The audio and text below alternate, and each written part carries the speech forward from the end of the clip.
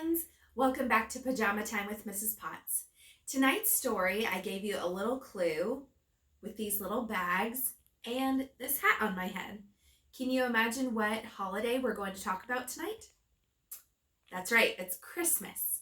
And it's actually a follow-up story to our original story that we read that was called Moosetache.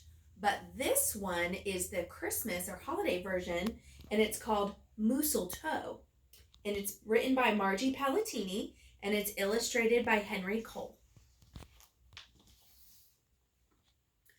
'Twas the season, and Moose was merry. He joyfully tickled the ivories with a tune full of tidings and a flurry of fa-la-las. He was so full of ho-ho-hos, even his moustache had the holiday spirit. But Moose was more than just a bit merry and bright. He was busy, busy, busy.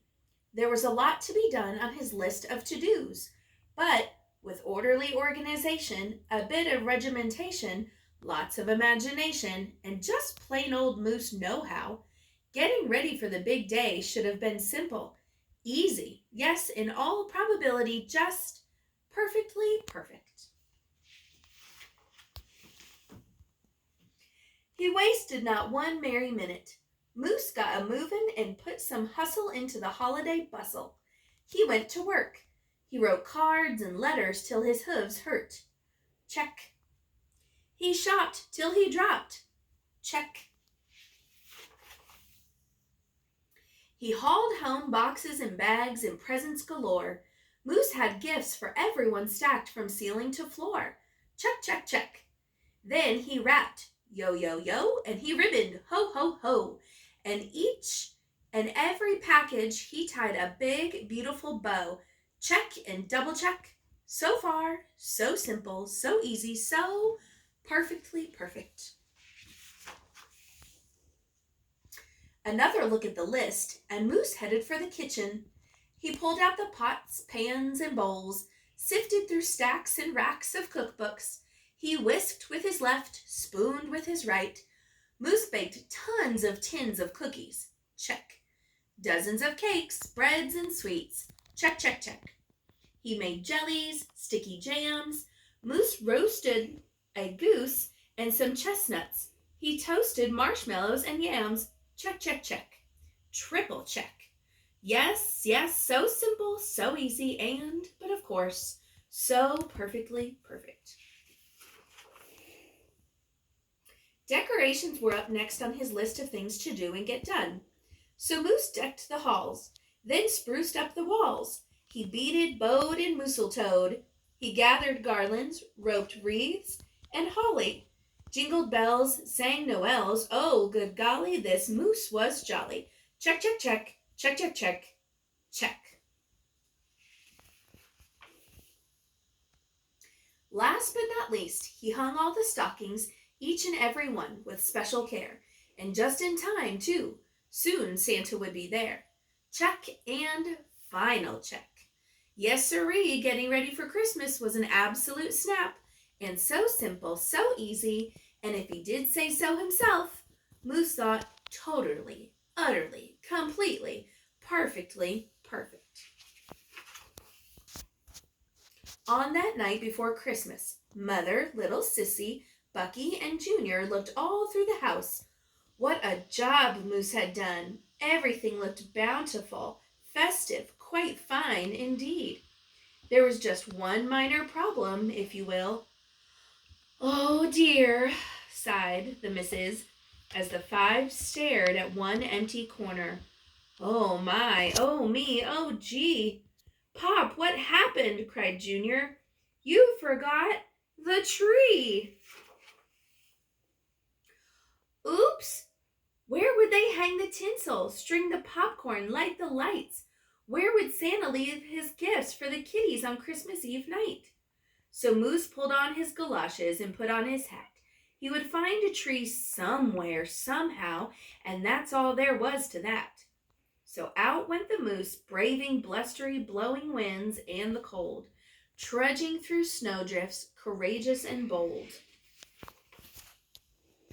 Moose first hoofed it down to the corner, not a tree to be had.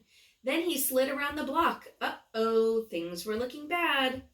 He went down every boulevard, street, and little road. He looked down lanes and alleys. Every tree had been sold. There wasn't a branch, not a twig, not even one lousy bowless bough hanging around. Nope, nada, nothing. Not a tree to be found. No tree, sighed a sad moose as he came home empty-handed that snowy eve. The kids tried to make the best of it. They said, "Oh, so who needs a tree?" But Moose could plainly see they were short on the glee. He knew he had to do something, and that's just what he did. In the empty corner he stood and spread his arms out very wide. Then he smiled at his children, and he winked at his bride. "Kids," he declared, "fetch your forgetful pop some of that tried and true family glop." So back came the kids carrying a big pot of glue, and without a word to one another, they knew just what to do. They each took a part, grabbing strands, taking hold, then carefully, oh so carefully, they glopped and they plopped, they pasted and they pressed, they curled and twirled every which way a follicle could fathom, until Moose's magnificent Moosetache was indeed even more of a marvel to see. Moose was just a few needles shy of being an evergreen tree. They strung Moose with lights from his head to his toes and draped him with tinsel beginning right with his nose. They hung balls that were shiny and bells that twinkled, candy canes, berries, and plums, sugar sprinkled. Then they all stood back, and Junior plugged in his pop. Ooh, ah. Yes, Moose truly was one incredible sight. He was glorious and glowing, and boy, oh boy, was he ever bright. Then Junior placed the star on top of Moose's head. He gave him a kiss and a pat, and they all headed off to bed. Except Moose, of course. He stayed in the corner instead, still twinkling and blinking and waiting for Santa. Oh, so it wasn't so simple, and it wasn't so easy, and okay, it wasn't so perfectly perfect. But do you know what? It was pretty close. Ho, ho, ho. So, our question tonight is, what did the Moose family forget at Christmas? Now, you can send your answer to Mrs. Potts through her email at karen.potts@fayette.kyschools.us.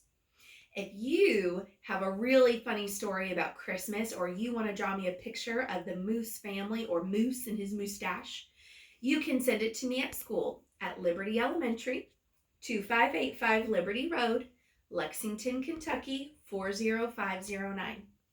Now for our craft tonight, it looks a little like our craft that we did last time when we did Moosetache. But this time, if you're looking at our book, his Moosetache looks a little bit different because it's now decorated with lights and balls.